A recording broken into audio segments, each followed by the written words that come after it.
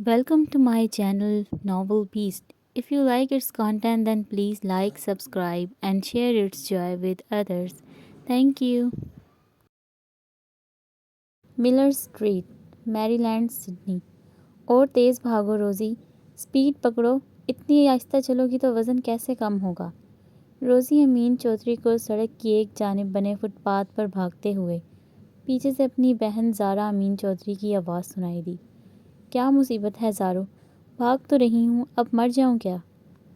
वो फूले हुए सांस के साथ बामुश्किल बोल पाई।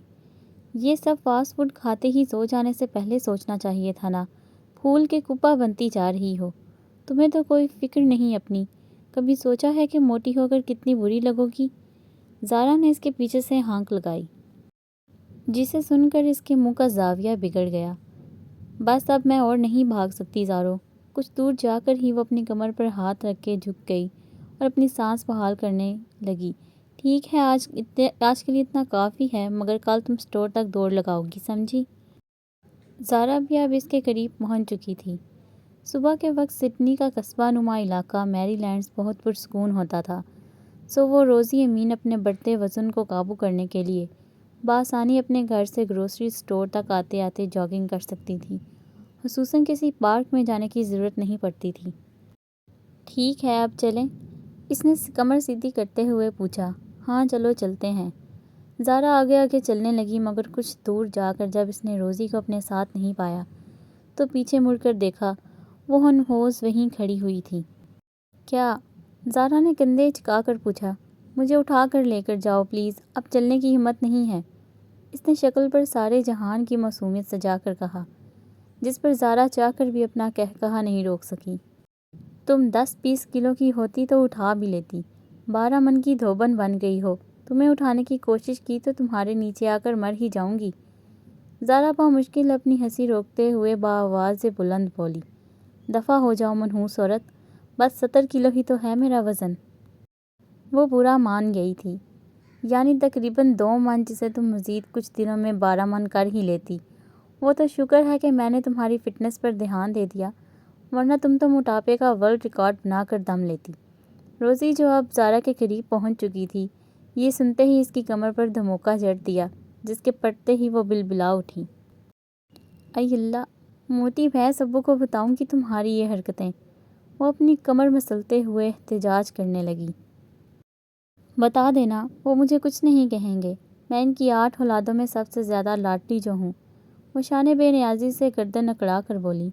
हाँ, अब्बू के बेहद बेजा प्यार नहीं सर चढ़ा रखा है तुम्हें। ज़ारा ने इसकी हाँ में हाँ मिलाई, क्योंकि ये बहरहाल इनकी ज़िंदगी की एक अजीबो-गरीब सच्चाई थी, जिस पर इसे कभी कभी बहुत हैरत भी होती थी। फिर वो दोनों अपने इस ग्रोसरी स्टोर की जानिब बढ़ गईं, जिसको वो दोनों चलाती थीं। मोहम्मद अमीन चौधरी 40 बरस पहले रिस्क की तलाश में ऑस्ट्रेलिया आए थे, फिर यहीं के होकर रह गए। यहीं रहकर पैसा कमाया और पाकिस्तान में अपने बहन भाइयों को भेजते रहे। जब इनके भाइयों ने पाकिस्तान में अपने कदम मजबूत कर लिए और बहनों की शादी भी हो गई, तो वो खुद भी पाकिस्तान गए और अपनी चचाज़ाद रुकैया को ब्याह कर वापस ऑस्ट्रेलिया आ गए। रुकैया से इनकी एक के बाद दीगरे 5 बेटियां पैदा हुईं, जिसमें इनके माँ बाप और बहन भाइयों को खासी मायूसी होना शुरू हो गई, क्योंकि जब से इनके यहाँ बेटियां पैदा हो रही थीं, इनका काम ठप होता जा रहा था। शादी से पहले वो 15 ग्रोसरी स्टोर्स की चेन के मालिक थे, जिनमें से अब सिर्फ 2 ही रह गए थे। पहले तो वो बेटियों की पैदाइश पर मुतमईन रहते थे, मगर ज़ारा की पैदाइश के बाद जब इनके बाकी मानदा 2 में से भी एक स्टोर बंद हो गया, तो इन्हें भी यकीन होने लगा था कि इनके ख़ानदान वाले ठीक कहते हैं। इनका पैर यूं घाटे में पड़ने की पीछे इनकी बेटियों की ही नखूसत है। जब से इनके घर बेटियां पैदा होना शुरू हुई थी, तब से ही इनका चलता हुआ काम तबाह होने लगा था। इनके माँ बाप का तो ये तक कहना था कि इनके हालात तभी ठीक होंगे जब बेटा पैदा होगा, और इसके लिए इनको जल्द से जल्द दूसरी शादी कर लेनी चाहिए। अमीन चौधरी इस नहेज पर सोचते ज़रूर थे, मगर न जाने किस खौफ के तहत रुकैया से बात नहीं कर पाते थे। शायद वो अपनी बीवी का दिल नहीं दुखाना चाहते थे, जिससे उनको बहरहाल तमाम हालात के बावजूद मोहब्बत थी। ये रुकैया से भी कुछ छुपा थोड़ी था। वो सब कुछ जानती थीं, ख़ानदान वालों की बातें, امین چودھری کے حالات اور اپنی کمی بھی کہ وہ کبھی ان کو بیٹا نہیں دے سکتی، اس لیے زارا کی پیدائش کے بعد انہوں نے باہوشی امین چودھری کو دوسری شادی کرنے کی اجازت دے دی تاکہ کسی طرح ان کے گھر بیٹا پیدا ہو اور ان کی بیٹیوں پر سے نحوست کا ٹیگ ہٹ جائے۔ رقیہ سے اجازت ملنے پر انہوں نے آسٹریلیا کی ہی رہنے والی ایک مسلمان عورت سدرا سے شادی کر لی جو پہلے سے طلاق یافتہ تھی، اور سال بعد ان کے گھر بیٹے کی پیدائش ہوئی جس پر سب بہت خوش تھے۔ رقیہ نے بھی سکون کا سانس لیا تھا۔ بلاخر ان کی بیٹیوں پر سے نحوست کا ٹیگ ہٹنے والا تھا، مگر دانیال کی پیدائش کے باوجود بھی امین چودھری کے حالات جوں کے توں ہی رہے، اور ان کے خاندان والے اب بھی ان کی بیٹیوں کو منحوس کہتے تھے، جن کی نحوست کا سایہ ان کے بیٹے پر بھی پڑ گیا تھا، جس پر وہ تو خاموشی اختیار کیے ہوئے تھے، مگر رقیہ کا دل خون کے آنسو روتا تھا۔ رقیہ پھر سے ماں بننے والی تھی، اور اس بار وہ رو رو کے اللہ کے حضور دعا کیا کرتی کہ وہ ان کو بیٹا دے دے، مگر اس بار بھی بیٹی ہی پیدا ہوئی، چھٹی بیٹی، جو دانیال سے 7 ماہ چھوٹی تھی۔ رقیہ سمیت کوئی بھی اس کی پیدائش پر خوش نہیں ہوا تھا، مگر اس نے چند دنوں میں اپنے بارے میں سب کے احساسات کو بدل دیا تھا، کیونکہ وہ اپنی تمام بہنوں سے نحوست کا ٹیگ ہٹا دینے والی ثابت ہوئی تھی۔ اس کے پیدا ہوتے ہی امین چودھری کا کام چلنے لگا۔ کہاں ان کے لیے ایک گروسری سٹور چلانا مشکل ہو رہا تھا، اور کہاں روزی کی پیدائش کے 6 ماہ کے اندر اندر انہوں نے 4 برانچز اوپن کر لیں، اور 1 سال کے اندر اندر وہ مختلف قصبوں میں موجود اپنی تمام بند ہوئی برانچز کو دوبارہ کھول چکے تھے۔ وہ واقعی ان کے لیے رحمت اور رزق کا فرشتہ ثابت ہوئی تھی۔ اسی لیے اس خوبصورت سی گڑیا کو امین چودھری کی جانب سے پیار والا نام روزی دیا گیا تھا۔ اس نے نہ صرف ان کے گھر پر رزق کے دروازے کھول دیے تھے، بلکہ امین چودھری کے دماغ میں ان کے خاندان کی جانب سے ڈالے جانے والی بیٹا بیٹی کی روایتی تفریق کو بھی مٹا دیا تھا۔ وہ جو پہلے رقیہ اور اپنی بیٹیوں سے کھنچے تھے، اب ان سب کو ایک جیسا پیار دینے لگے تھے، اور روزی اپنے 2 سوتیلے بھائیوں کے ہوتے ہوئے بھی امین صاحب کی لاڈلی بن گئی تھی۔ وہ ہر کام کی شروعات اس کے ہاتھ سے کرتے تھے، کیونکہ ان کا اعتقاد اس بات پر بہت پختہ ہو چکا تھا کہ روزی کے ہاتھ برکت والے ہیں، وہ جس شے میں اپنے ہاتھ ڈالے گی اسے کندن بنا دے گی، اور آج تک یہی ہوتا آ رہا تھا۔ وہ سڈنی کے مختلف علاقوں میں اپنی کئی برانچز بنا چکے تھے۔ روزی کے پیدا ہونے کے بعد ان کا پیر کبھی گھاٹے میں نہیں گیا تھا، اور رقیہ کے اطمینان کے لیے تو اتنی سی بات ہی کافی تھی کہ اللہ نے روزی کو ان کی جھولی میں ڈال کر ان کی باقی بیٹیوں کو بیٹا بیٹی کی روایتی تفریق کا شکار بننے سے بچا لیا تھا۔ وہ منحوس نہیں ٹھہرائی گئی تھیں۔ سوتیلے بھائیوں کے ہوتے ہوئے بھی ان کا باپ ان سے کوئی فرق نہیں کرتا تھا، اور وجہ روزی تھی، اور اسی بات سے سب واقف تھے، جس کی وجہ سے روزی کو گھر میں ایک خاص مقام حاصل تھا جو امین صاحب کے باقی 7 بچوں یا بیویوں میں سے کسی کو حاصل نہیں تھا، اور کبھی کبھی وہ اس کا ناجائز فائدہ بھی اٹھا لیتی تھی۔ امین چودھری کو آسٹریلیا کی آب و ہوا رتی برابر بھی نہیں بدل سکی تھی۔ وہ آج بھی اندر باہر سے اتنے ہی روایتی مرد تھے جتنا کوئی بھی پاکستانی مرد ہو سکتا تھا۔ انہوں نے اپنی دونوں بیویوں کو ایک ہی گھر میں رکھا ہوا تھا، اور یہ ان کی تربیت کا ہی اثر تھا کہ سوتنوں کی بجائے بہنوں کی طرح رہ رہی تھیں۔